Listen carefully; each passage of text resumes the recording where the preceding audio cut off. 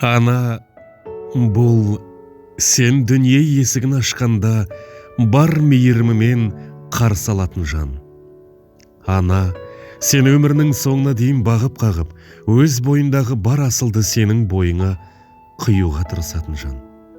Сенің жан жақты дамып, санал адам болуыңа зор үлесін тигізетін жақын жанашыр ол ана.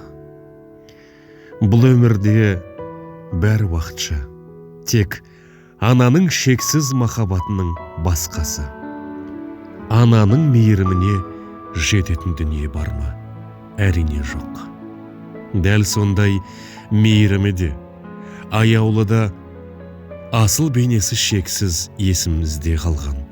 Жүрегіміздің төрінен орын алған Юсупова Рахила Баудың қызы еске аламыз. Юсупова Рахила Баудың қызы 1952 жылдың 1 қаңтарында Алматы облысы Райымбек ауданы Нарынқол ауылында дүние есігін ашқан. Ең алғаш рет 1959 жылы 1 сыныпқа барып, мектеп табалдырығын аттады.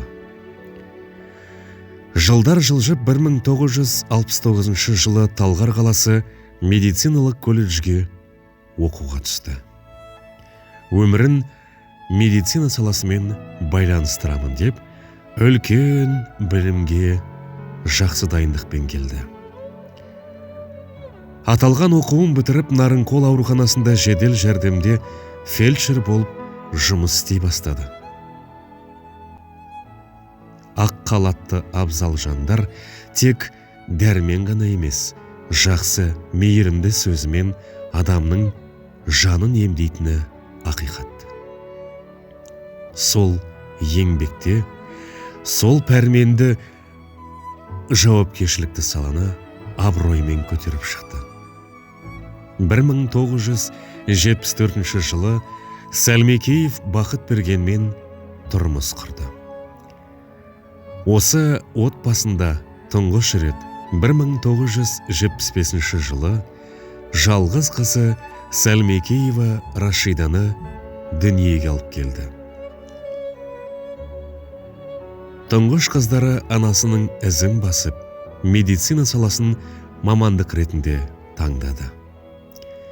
1993 жылы Рашида қызын тұрмысқа беріп, 1994 жылы тұңғыш Диана атты немересін сүйді. Үлкен қуанышқа кенелді. Бала бағым, немере жаным дейді біздің ата-бабаларымыз. Баланы өскенше, немерені өлгенше деп, ұрпағының тәтті қылықтарына тоймай, бақытты кездерді бастан кештірді. Рашида қызының жұмысына байланысты Нарынқол ауылынан Алматы қаласына жер аударып, қызы және немересімен өмір сүрген. 2015 жылы Диана немересін ұзатып, 2 ұл шөбере сүйді. Әлбетте, ақ пен қара, өмір мен өлім қатар жүргендіктен, бұл дүниеге келгенің бар, кетерің ақиқат. 2023 жылдың 17 қыркүйек күні мәңгілік сапарға аттанып кетті. Асыл ана, сіздің табаныңыздың астындағы жұмақтың кілтін біз мәңгі ұмытпаймыз. Сүрінгенде демеу болған, әр қашанда ынталандырып, жігерлендірген, өзінің аяулы махаббатымен барлығымызды жақсы көріп, Алланың нұры жаусын деп, жатқан жері жайлы болып, топырағы торқа болсын дегіміз келеді. Біз сізді ешқашан ұмытпаймыз. Ананың разылығы, Алланың разылығы деген ақиқат. Ұрпақтарының атынан мың тағзым. Асыл анашым.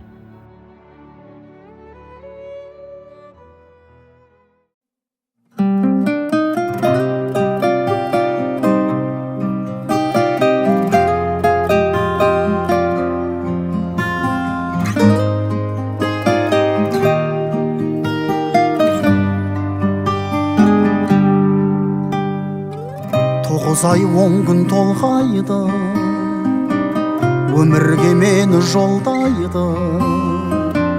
Алты қат аспан астында анамдай адал болмайды, анамдай адам болмайды.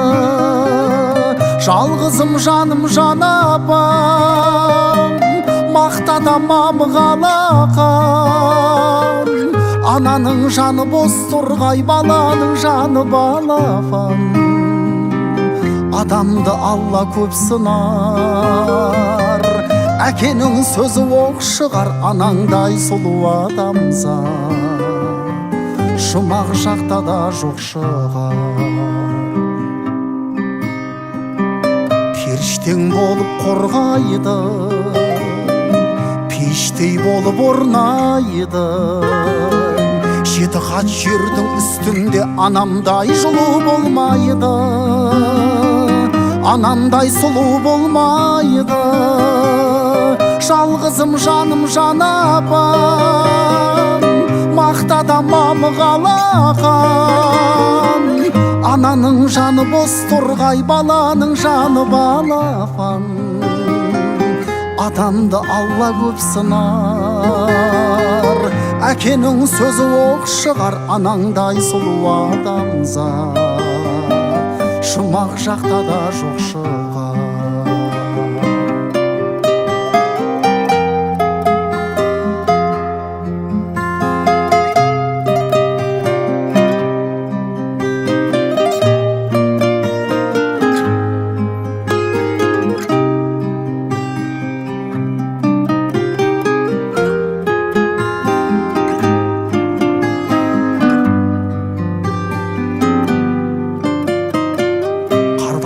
Анаң сол қайғы, ақ жүзін әжім торлайды. Жүрексіз адам болса да баласыз ана болмайды, анасыз бала болмайды. Жалғызым жаным жан апам, мақтада мамығалақан. Ананың жаны бос тұрғай, баланың жаны балапан. Адамды Алла көп сынар, әкенің сөзі оқ шығар. Анаңдай сұлу адамзат жұмақ жақта да жоқ шығар. Жалғызым жаным жан апам, мақтада мамығалақан. Ананың жаны бос тұрғай, баланың жаны балапан. Адамды Алла көп сынар, әкенің сөзі оқ шығар. Анаңдай сұлу адамзат жұмақ жақта да жоқ шығар. Анаңдай сұлу адамзат жұмақ жақта да жоқ шығар.